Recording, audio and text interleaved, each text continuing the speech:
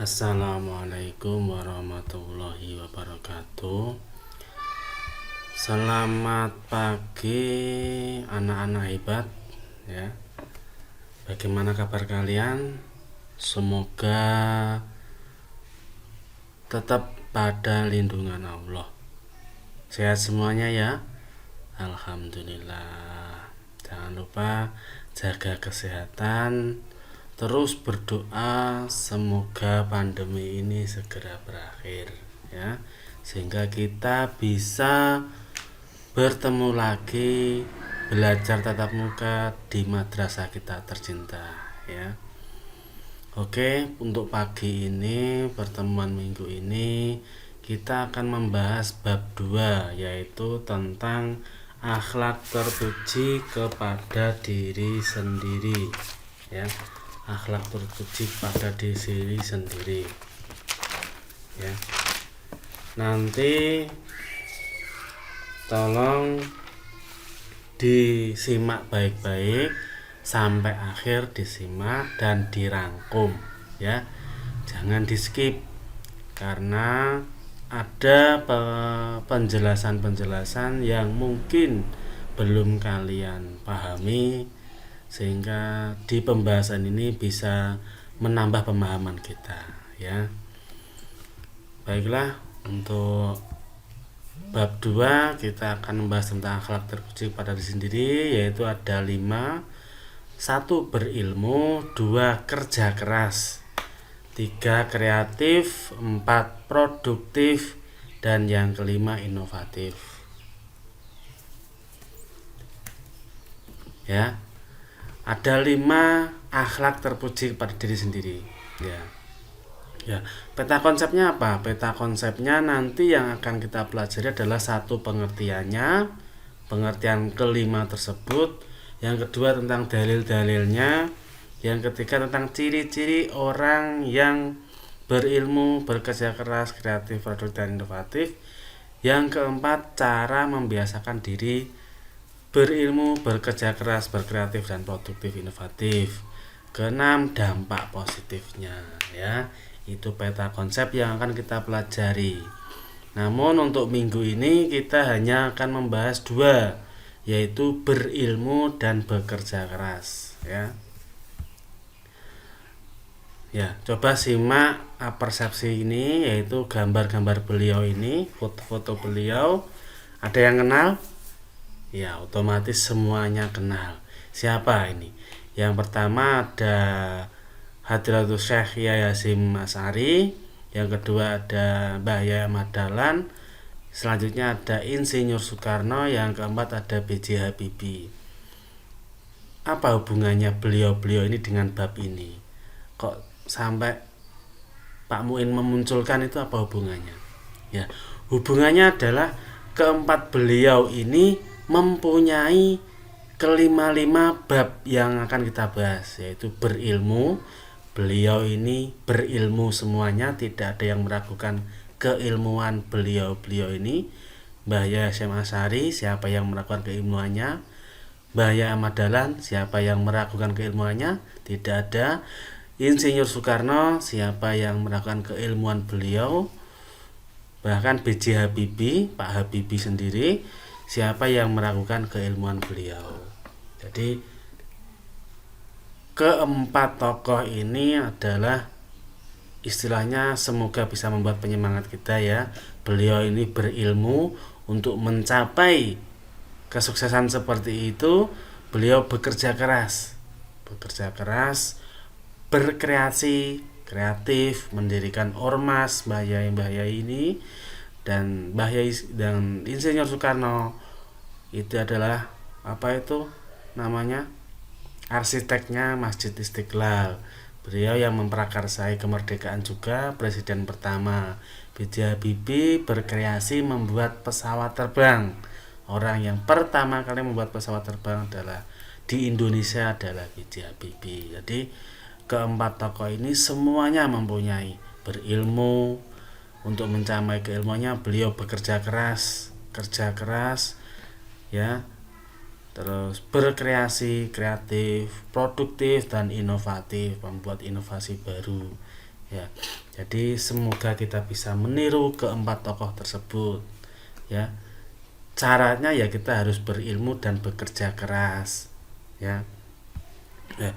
Selanjutnya kita akan bahas yang pertama, yaitu berilmu. Apa itu berilmu? Berilmu itu mempunyai ilmu. Ya. Pengertian berilmu, ilmu menurut bahasa Arab adalah pengetahuan. Pengetahuan, sedangkan lawan katanya ilmu adalah jalun atau ketidaktahuan. Orang ketidaktahuan itu lawannya ilmu, berilmu. Berilmu adalah kemampuan, kecakapan atau keahlian yang dimiliki seseorang atas ilmu tertentu yang dapat memberi manfaat bagi diri sendiri maupun orang lain. Orang yang berilmu sangat berbeda dengan orang yang tidak berilmu melalui cara berpikir, bersikap, dan berperilaku dalam kehidupan sehari-hari. Sudah jelas ya. Jadi orang yang mempunyai ilmu dengan orang yang tidak mempunyai ilmu itu sikapnya sudah berbeda. Orientasinya sudah berbeda. Orang yang berilmu itu orientasinya masa depan. Masa depan orientasinya. Kalau orang yang tidak berilmu itu orientasinya biasanya hari ini dan hari besok. Hari ini apa? Hari ini saya makan apa? Hari ini saya bikin ini. Itu orang yang tidak berilmu. Kalau orang berilmu, gimana masa depan anak saya? Gimana masa depan saya? Itu yang mempunyai pengetahuan. Jadi berilmu itu hukumnya wajib, mencari ilmu itu hukumnya wajib, ya. Ya. Seperti dalil di bawah ini, ya. Ini hadis Nabi, ya. Man arada dunya fa'alaihi bil ilmi. Siapa yang menginginkan dunia maka harus dengan ilmu. Jadi orang yang pengen dunia, sukses di dunia harus mempunyai ilmu.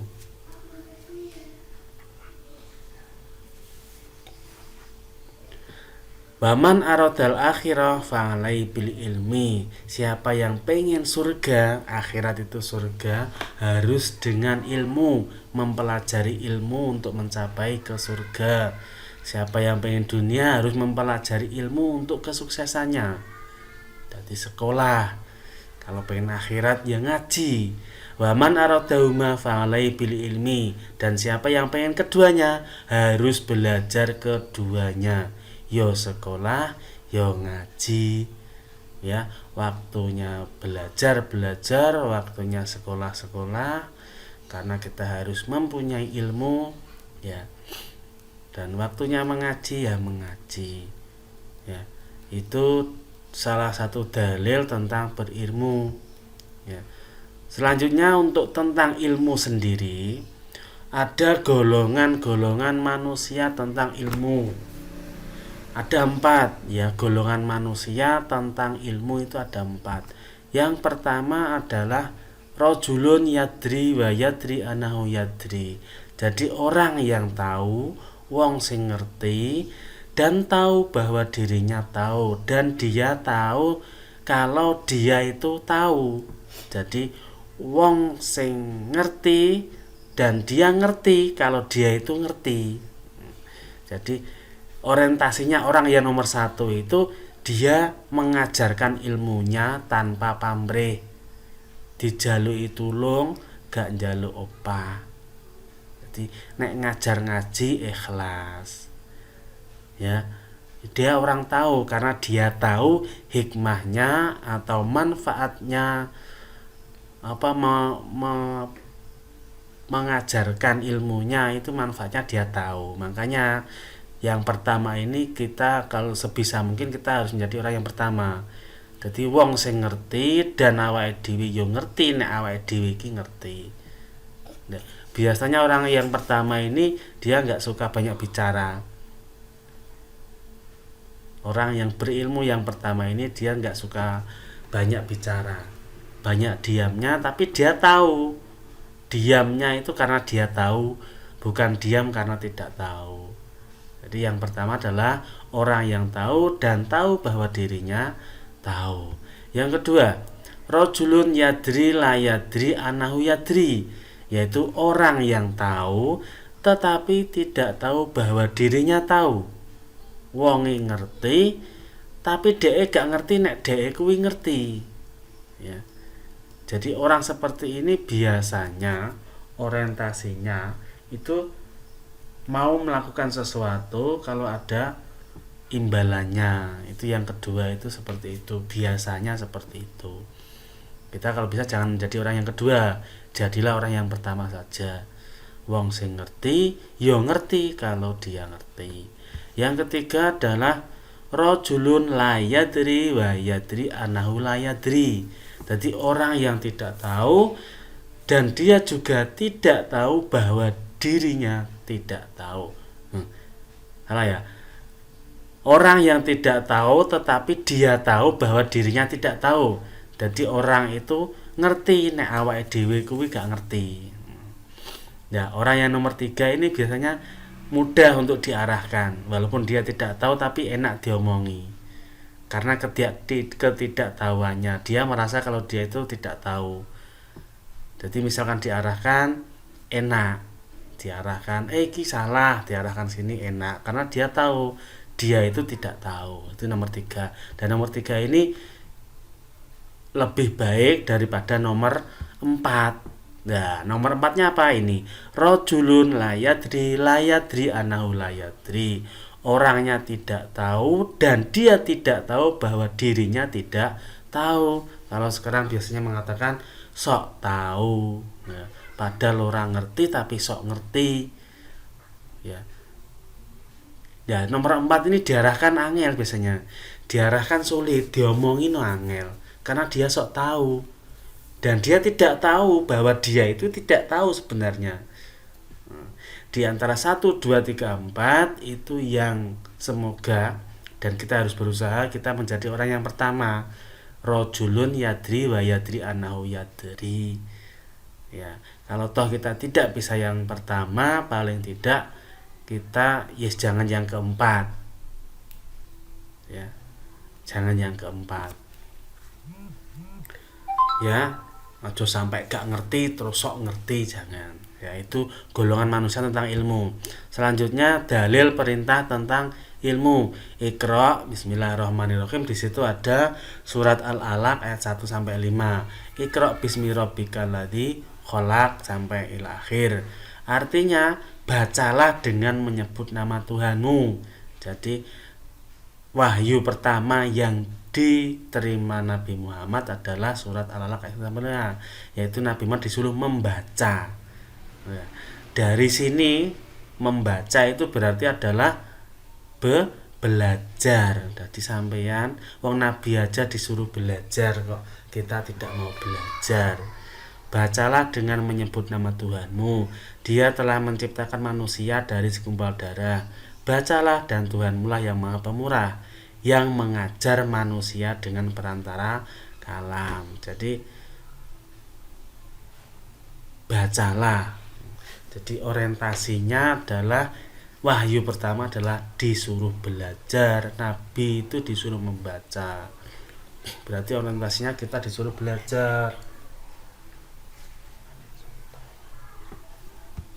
Ya, itu hadis tentang berilmu. Nah, belajar membaca, apa yang dipelajari, apa yang dibaca, yaitu adalah ayat-ayat kauliyah dan ayat-ayat kauniyah. Apa itu ayat kauliyah? Ayat kauliyah adalah yang mempelajari pada dasarnya ilmu-ilmu agama, itu ayat kauliyah. Jadi ayat kauliyah itu mempelajari tentang ilmu agama, akidah, akhlak, ibadah, muamalah, syariat, tarikh dan tazkir, peringatan, itu ayat kauliyah. Jadi wahyu-wahyu tentang kauliyah itu kita harus belajar dan wajib itu hukumnya. Wajib kita harus belajar akidah, kita harus belajar akhlak, kita harus belajar ibadah, caranya sholat, caranya wudhu, tata cara lain sebagainya. Dan ayat kauniyah apa? Ayat kauniyah adalah yang mempelajari pada dasar ilmu-ilmu umum seperti fisika, biologi, matematika, dan geografi, dan lain sebagainya. Itu ayat kauniyah. Jadi ayat kauniyah itu menunjukkan kebesaran Allah. Di fisika, di biologi itu ada keterangan-keterangan yang mengarah kepada apa itu kalau tafsirannya kebesaran Allah, itu ayat kauniyah, bukti-bukti kebesaran Allah, bukti-bukti Allah itu ada, bukti-bukti Allah itu satu, itu ada ayat kauniyahnya. Jadi kita harus belajar ayat kauliyah dan ayat kauniyah, ya. Dan menurut sebuah penelitian di dalam Al-Qur'an itu sekitar 60% ayat Al-Qur'an itu membicarakan tentang ilmu pengetahuan atau semesta. Jadi 60% sangat banyak sekali kalau kita mau mempelajari, ya. Dan 40%-nya adalah hukum Islam. Jadi kayak akidah, akhlak, ibadah itu hanya 40%. Masih banyak kayak ilmu-ilmu pengetahuan yang lain, ya. Jadi pelajarilah ayat kauliyah dan pelajari juga ayat kauniyah, ya. Ingat, ilmu agama tidak diimbangi dengan ilmu pengetahuan, ibarat orang yang pincang. Jadi kita harus belajar ayat kauliyah juga ayat kauniyah. Yo belajar agama, yo belajar ilmu pengetahuan umum. Sedangkan sampean misalkan sekolah tok ilmu pengetahuan tok, sama seperti orang yang buta nek gak duwe agama. Jadi yo agama, yo ilmu pengetahuan, ya. Selanjutnya kita akan membahas tentang ciri-ciri orang yang berilmu. Orang yang berilmu itu gimana? Ya. Orang yang berilmu itu gimana? Tadi saya sudah menjelaskan di depan, orientasinya orang yang berilmu dengan yang tidak berilmu itu beda, ya. Yaitu salah satunya adalah yang pertama, menjaga mengamalkan ilmunya. Orang yang berilmu itu suka mengamalkan ilmunya dan suka menjaga ilmunya. Diteres, dibelajari terus. Jam kosong yo belajar dewe. Yang kedua, semakin berilmu semakin santun dalam bersikap dan berperilaku, seperti ilmunya padi. Padi itu semakin tua semakin semakin kalau enggak bungkuk, iya. Jadi semakin tua semakin kita harus semakin ilmunya tambah, harus semakin sopan santunnya bertambah, ya. Seperti ilmunya padi. Yang ketiga, menjadi teladan di mana saja berada. Jadi orang yang berilmu itu biasanya dipandang orang sebagai teladannya. Kok cah kae loh, seperti anak itu loh, seperti orang itu loh, ya. Itu orang yang orientasinya berilmu, menjadi teladan. Lebih suka bekerja daripada banyak bicara, ya. Tadi sudah saya singgung, orang berilmu itu cenderung diam, tapi diamnya karena dia tahu lebih banyak bekerja, wis daripada saya ngomong ae tak ndang bekerja ae, tak belajar ae wis ben. Jadi itu orang yang berilmu. Jika berbicara cenderung berdasarkan ilmu, nek ngomong ya sing bermanfaat. Biasanya orang berilmu itu kalau nggak ada yang penting ya nggak ngomong, diem. Bijaksana dalam memutuskan suatu masalah, ya. Itu. Terus untuk dapat menjadi orang yang berilmu, baik dipelajari tentang ayat kauliyah ataupun ayat kauniyah, seseorang harus menerapkan cara-cara sebagai berikut. Cara agar kita menjadi orang yang berilmu. Kalau di alalanya itu syarat-syaratnya menuntut ilmu. Syarat-syaratnya orang mau berilmu itu kalau di alala kan ada dzukain wa hirsin wa stibarin wa bulghatin wa irsyati ustadin wa tuli zamani. Wa irsyati ustadin harus ada gurunya. Dzukain, apa dzukain? Ya, limpat, harus cerdas. Ya, jadi harus ada gurunya, harus yang lama. Wa irsyati ustadin wa tuli zamani. Suwi nek belajar, jangan. Jadi kalian misalkan nanti sudah lulus MTS, jangan cukup sampai MTS saja, belajar lagi, ya, di SMA. Kalau sudah SMA belajar lagi kuliah. Kalau nggak bisa kuliah ngaji saja di pondok, ya. Jadi orang mencari ilmu itu nggak harus kuliah, nggak harus SMA. Kalau bisa SMA ya SMA, kalau bisa kuliah ya kuliah, kalau nggak bisa wis di pondok saja belajar ilmu agama di pondok. Ya, itu ya. Yang pertama caranya adalah tadi sebagian, yang pertama adalah niat bersungguh-sungguh dalam mencari ilmu. Kalian masih ingat ketika kalian masuk MTS niatnya apa? Niatnya apa? Niat mencari ilmu atau niat yang penting sekolah di negeri atau karena paksaan orang tua? Ya. Ingat, niat itu sangat berpengaruh kepada hasil. Ya. Ingat, niat itu berpengaruh pada hasil kamu. Niat kamu apa, hasilnya nanti juga apa, tergantung niat kamu. Jadi misalkan dulu niat kamu masih salah, mumpung sekarang masih ada waktu, niatnya dirubah. Bismillah, saya niat mencari ilmu di MTS, yes, gitu. Yang kedua, menyadari bahwa menuntut ilmu itu wajib. Ya, ingat, menuntut ilmu itu wajib, kita harus tahu. Mencari ilmu itu wajib. Ada hadis Nabi itu, utlubul ilma walau bisin, carilah ilmu walau di negeri Cina.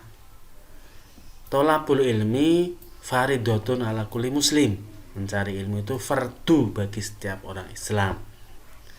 Dan mencari ilmu dimulai dari apa itu namanya, ayunan itu masih bayi sampai ke liang lahat. Jadi tidak ada batas waktunya mencari ilmu. Ya, kayak seperti siapa itu, Mbah Yai Pasuruan itu, ketika setiap beliau disowani ada tamu, Mbah saya gini-gini, sama Mbah Yai itu dibilangin disuruh hafal Quran. Umur 40, 50 kon ngapal nih Quran. Karena beliau tahu betapa besarnya manfaat atau hikmah mencari ilmu. Orang umur 50 tahun kon ngapal nih Quran. Pada akhirnya baru hafal 3 juz, 4 juz, orang tersebut meninggal. Tapi kan meninggalnya dalam keadaan mencari ilmu. Nah, itu yang dimaksud Mbah Yai, niatnya seperti itu. Jadi menuntut ilmu itu wajib, tidak ada batasan usia. Yang ketiga, caranya adalah memanfaatkan waktu luang mendalami ilmu yang dipelajari. Jadi kalau jam kosong, tidak ada tugas dari gurunya, belajar sendiri. Jangan gak ada tugas gini-gini, jangan, belajar sendiri. Yang keempat, siap keluar biaya. Harus berani keluar biaya kalau kita mencari ilmu itu. Tadi di awal sudah dijelaskan, kalau di hadisnya menurut sebagian ulama itu satu huruf berapa dirham itu, sampai 1 dirham atau 5 dirham itu satu huruf. Dirham itu banyak. Ya. Yang kelima, suka bergaul dengan orang-orang yang soleh. Jadi berteman kepada orang yang berilmu. Ojo amor wong sing gak duwe ilmu, karena teman itu sangat berpengaruh. Ya. Nabi pernah mengatakan, ada sebuah hadis itu mengatakan gini, kalau kamu pengen mengetahui sikap teman kamu, jangan kamu tanyakan dia, lihatlah temannya itu siapa. Ya.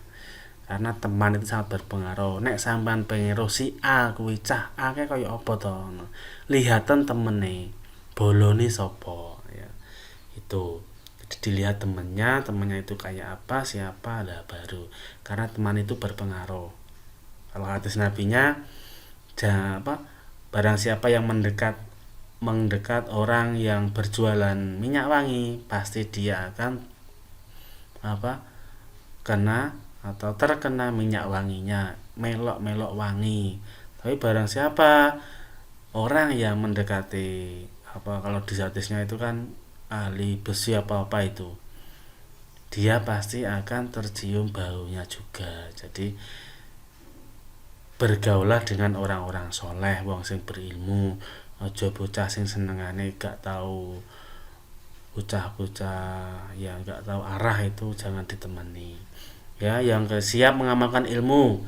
Jadi siap kalau kamu ditanyain sesuatu sama teman kamu, adik kamu, harus siap diamalkan.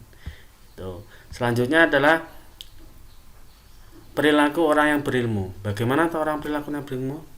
Ya, tadi sudah saya sedikit jelaskan, orang yang berilmu itu cenderung diam, tapi diamnya diam tahu, bukan diam tidak tahu.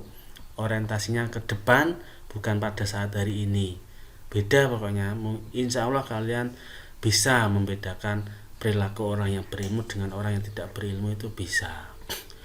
Kalau dialalnya kan orang yang banyak ngomong itu sama dengan bodoh.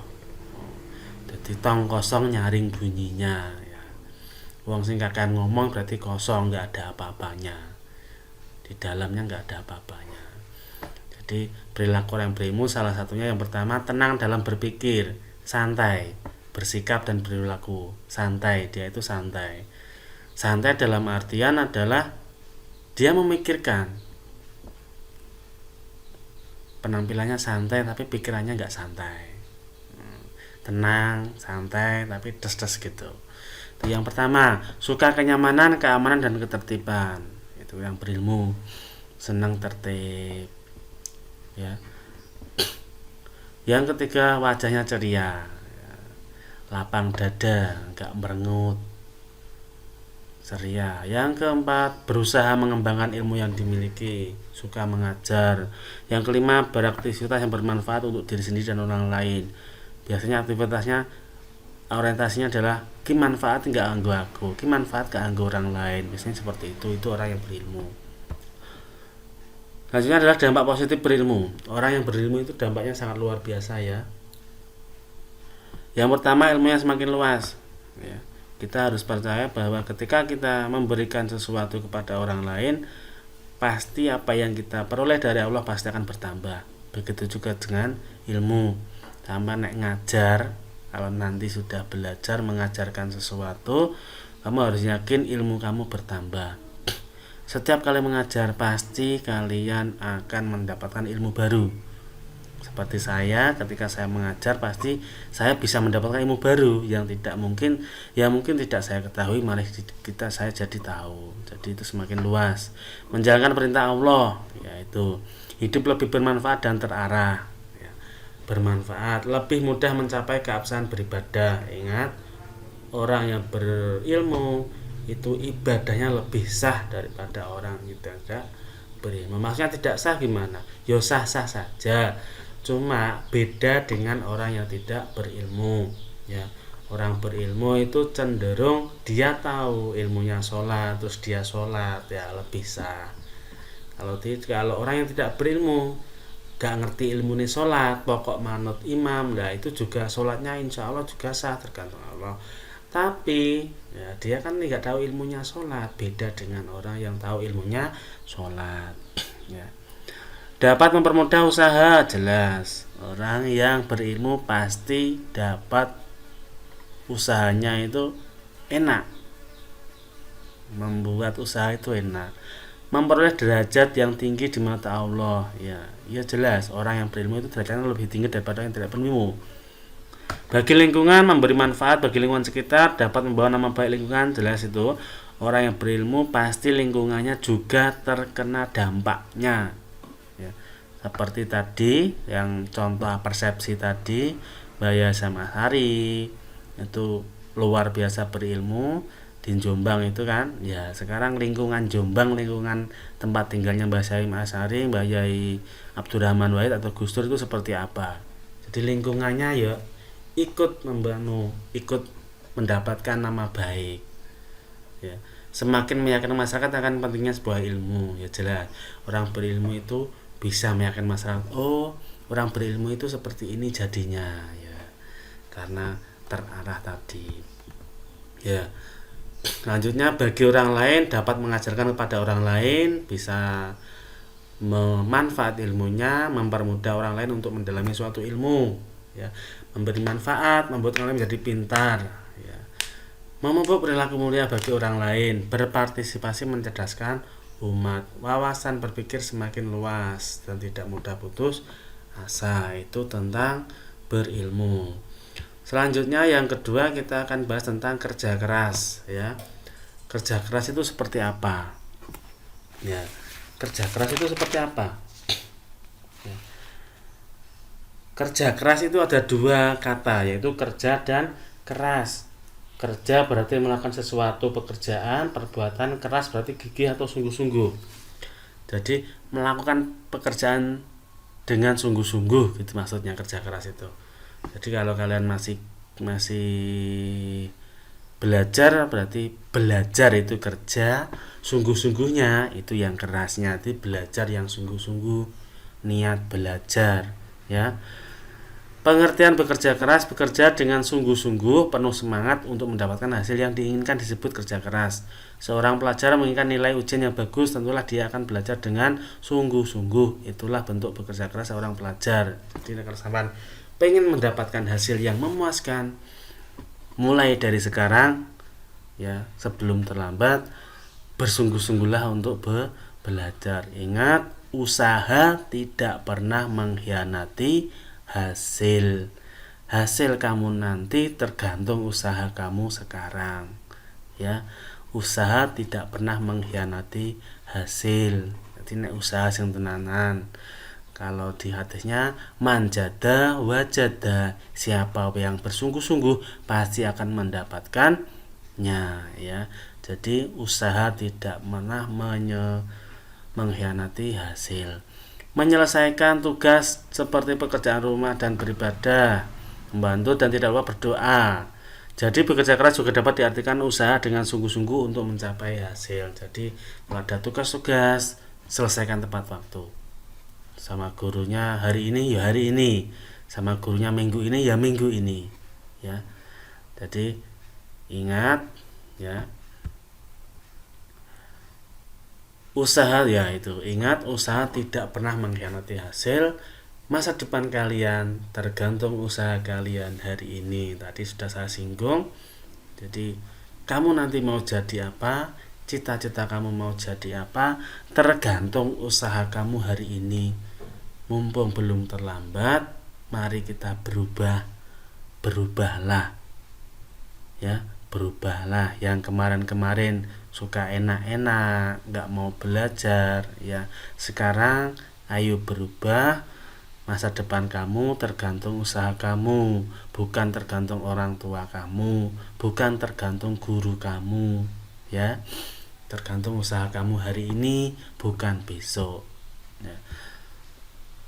Dalil tentang kerja keras yaitu surat Az-Zumar ayat 39. Bismillahirrahmanirrahim. Qul ya qaumi malu ala makanitkum ini amil fasawfa ta'lamun. Yang artinya, hai kaumku, bekerjalah sesuai dengan keadaanmu. Maksudnya keadaan kamu sekarang itu apa? Kalau keadaan kamu belajar, ya belajarlah. Maksudnya gitu. Kalau keadaan kamu nanti sudah dewasa, sudah mendapatkan ilmu, keadaan kamu apa? Mengajarkan ilmumu ya. Itu jadi sesuai dengan keadaan kamu. Itu perintahnya bekerja keras, tapi dengan sungguh-sungguh ya. Ciri-ciri orang yang bekerja keras: satu, tidak malas ya. Orang kalau sudah istilahnya setiap hari kerja keras, dia tidak malas, nggak aras-arasan ya. Nah, sifat pemalas itu tergantung niatnya juga, niat awalnya. Zaman sekolah kok malas, berarti niat kamu pertama dulu itu sudah beda, sudah tidak mencari ilmu mungkin. Jadi malah malas, masuk sekolah malas, kalau nggak ada uang sakunya nggak mau sekolah dan lain sebagainya. Berarti niat kamu dulu ketika masuk MTS ya, itu orientasinya untuk mencari uang saku ya. Jadi bekerjalah dengan keras, niat kamu dirubah. Yang kedua, tidak menunda-nunda pekerjaan ya. Ojo kangko nanti pak, besok pak, jangan seperti itu. Berubah.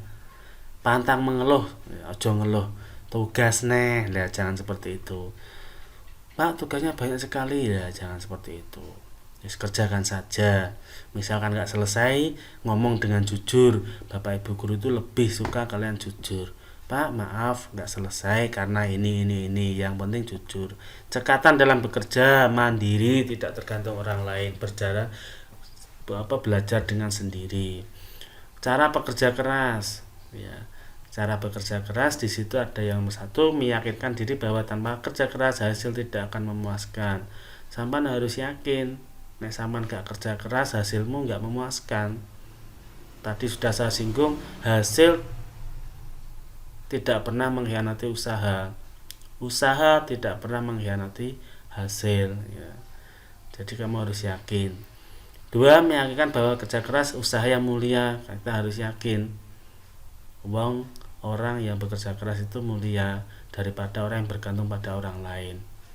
Orang bekerja daripada orang yang di perempatan, ya, tangan di bawah itu lebih mulia orang yang bekerja keras walaupun penghasilannya sedikit. Itu kalau orientasi bekerja.